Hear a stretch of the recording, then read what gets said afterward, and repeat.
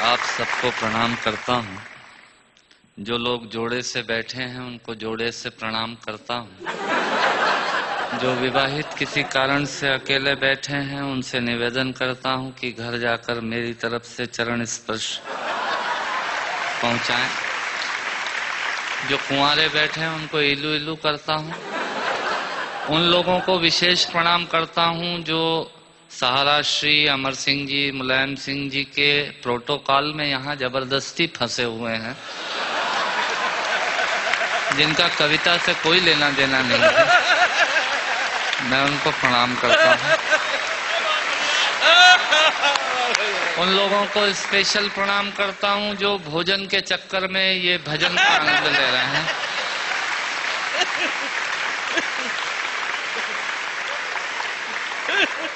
हंसना सिर्फ आदमी के नसीब में है। आपने कभी किसी गधे को हंसते हुए नहीं देखा होगा। यदि देख लें तो समझ लीजिएगा ये आदमी होने की तैयारी में है। और किसी आदमी को गुमसुम उदास बैठा देख लें तो समझ लीजिएगा कि ये वो होने की तैयारी में है। आनंद से बैठिएगा। मैं आपको ज्ञान की एक भी पंक्ति नहीं सुनाऊंगा। भगवान महाकाल की कसम खाकर कहता हूं, इस देश में अमिताभ जी आजकल ज्ञान की स्थिति बड़ी खराब चल रही है। सवेरे 18 चैनल खोलो तो 19 बाबा प्रवचन देते हुए मिल रहे हैं और उसी समय हम ब्रश करके थूक रहे हैं। भारतीयों का कुछ हिसाब किताब समझ में नहीं आता। भारतीय आदमी अपने तरीके से जिंदगी जीता है। सहारा श्री बैठे हैं, मैं आपको बताना चाहता हूं भारतीय आदमी होता क्या है। बेसिकली भारतीय आदमी वो होता है जो टूथब्रश के आगे वाले हिस्से के खराब हो जाने के बाद चाकू को गर्म करके उस पोर्शन को काटता है और बचे हुए हिस्से से पजामे में नाड़ा डालने का यंत्र बनाता है। ये होता है भारतीय आदमी। इधर से तालियां कम बज रही हैं, इधर का मामला ठीक है। मुझे याद है भारतीय आदमी हीथ्रो एयरपोर्ट पे, लंदन में हीथ्रो पे एयरपोर्ट पे मशीनें लगी हुई हैं पॉलिश करने की जूतों पे। एक पैर डालो पॉलिश हो जाती है, दूसरा पैर डालो पॉलिश होने के बाद वो पैर पकड़ लेती है। फिर उसमें 50 सेंट्स डालिए तो वो पैर छोड़ती है। भारतीय पहुंचा एक, उसने एक पैर एक मशीन में पॉलिश हो गई, दूसरा पैर दूसरी मशीन में फंसा दिया। मुलायम सिंह जी, मरण तो उस आदमी का हुआ जो अंग्रेज आया। उसने जैसे ही पहला पैर फंसाया मशीन ने पैर पकड़ लिया, उसकी काउंटिंग में तो 2 हो गए। भारतीय आदमी ये होता है। मैं आपसे निवेदन करता हूं, आज यहाँ हमारे दिलीप चौबे जी और राकेश पांडे जी मुझे एंटरटेन कर रहे थे, बता रहे थे ये 325 एकड़ में फैला हुआ है सहारा शहर। मैं आपके लिए जानकारी देता हूं, सहारा शहर 325 एकड़ में नहीं फैला हुआ है। सहारा आजकल इन दिनों देश में एक विचार बन गया है जो पूरे देश में यत्र तत्र सर्वत्र नजर आता है। हथौड़े ने चाबी से पूछा, सुन चाबी, लोहा तो तेरे पास कम है, ताकत तेरे पास कम है, पर तू ताले को इतनी सरलता से कैसे खोल लेती है और मुझे खोलने में बहुत ताकत लगती है। तब चाबी ने हथौड़े को जवाब दिया कि सुन हथौड़े, लोहा और ताकत तेरे पास ज्यादा है, पर तू ताले की ऊपरी सतह को छूता है और मैं ताले के अंतर मन तक जाती हूँ और उससे निवेदन करती हूँ और वो खुल जाया करता है। स्वर्गीय हरिवंश राय बच्चन जी ने लोगों के दिलों में उतरने का प्रयास किया, इसलिए वो 100 वर्ष बाद भी आज भी हमारे अंतस में हैं। लोग दिमाग पर छाते हैं, उन्होंने दिल में पहुंचने की कोशिश की। मैं उनकी स्मृति को प्रणाम करता हूं और एक छोटी सी हास्य व्यंग की कविता से अपनी बात समाप्त करता हूं। जब मैं कहूं मजा ही कुछ और है, आप ताली बजा दीजिएगा। ये इनका तकिया कलाम होता है। जिनके आखिरी उंगली के नाखून का भी ऑपरेशन नहीं हुआ, वो आपको बाईपास कराने के लिए हॉस्पिटल का सजेशन देने आ जाएंगे।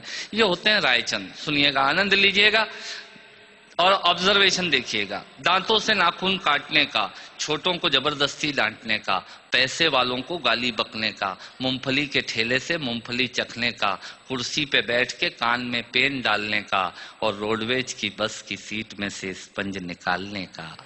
मजा ही कुछ और है, मजा ही कुछ और है।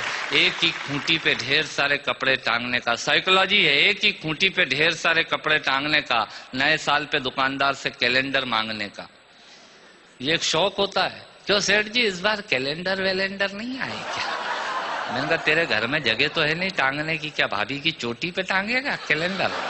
पर आदमी मांगता जरूर है, फोकट की डायरी और कैलेंडर मांगने का। एक ही खूंटी पे ढेर सारे कपड़े टांगने का, नए साल पे दुकानदार से कैलेंडर मांगने का, चलती रेल में चढ़ने का, दूसरों की चिट्ठियां पढ़ने का, मांगे हुए स्कूटर को तेज भगाने का, और खुद को नींद नहीं आने पे पत्नी को जबरदस्ती जगाने का।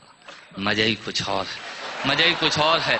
चोरी से फल फूल तोड़ने का, खराब ट्यूबलाइट और मटकों को फोड़ने का, पड़ोसन को घूर घूर के देखने का। भैया ऐसे खुश हो रहे हैं जैसे उनका चरित्र चित्रण हो रहा है। चोरी से फल फूल तोड़ने का, खराब ट्यूबलाइट और मटकों को फोड़ने का, पड़ोसन को घूर घूर के देखने का, अपना कचरा दूसरे के सामने फेंकने का, बाथरूम में बेसुरा गाने का, और थूक से टिकट चिपकाने का। मजा ही कुछ और है, मजा ही कुछ और है। ऑफिस में लेट आने का, फाइल को जबरदस्ती दबाने का, चाट वाले से फोकट की चटनी डलवाने का। भैया थोड़ी चटनी देना। ऑफिस में लेट आने का, फाइल को जबरदस्ती दबाने का, चाट वाले से फोकट की चटनी डलवाने का, बारात में प्रेस किए हुए कपड़ों पे फिर से प्रेस करवाने का, ससुराल में साले से पान मंगाने का, और साली की पीठ पे धोल जमाने का। मजा ही कुछ और है, मजा ही कुछ और है। ब्याज के माल से मलाई खाने का, थर्ड क्लास ससुराल को फर्स्ट क्लास बताने का। ससुराल किसी की बुरी नहीं होती, और साला तो विवेकानंद जी से कम बुद्धिमान किसी का होता ही नहीं है।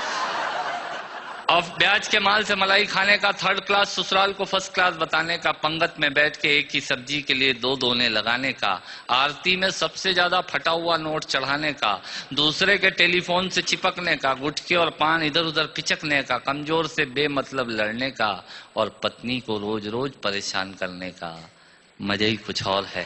मित्रों, श्रोताओं को भी कविता सुनाने का मजा ही कुछ और होता है, पर मन मेरा उस वक्त रोता है जब मजे के लिए शब्द अपने अर्थ खो जाते हैं, और कुछ श्रोता तो बैठे बैठे ही सो जाते हैं, और कुछ श्रोता तो बैठे बैठे ही सो जाते हैं। यदि आप जीवित और जागृत हैं तो प्रमाण बताइए। कविता खत्म करता हूँ, तालियां बजाइए।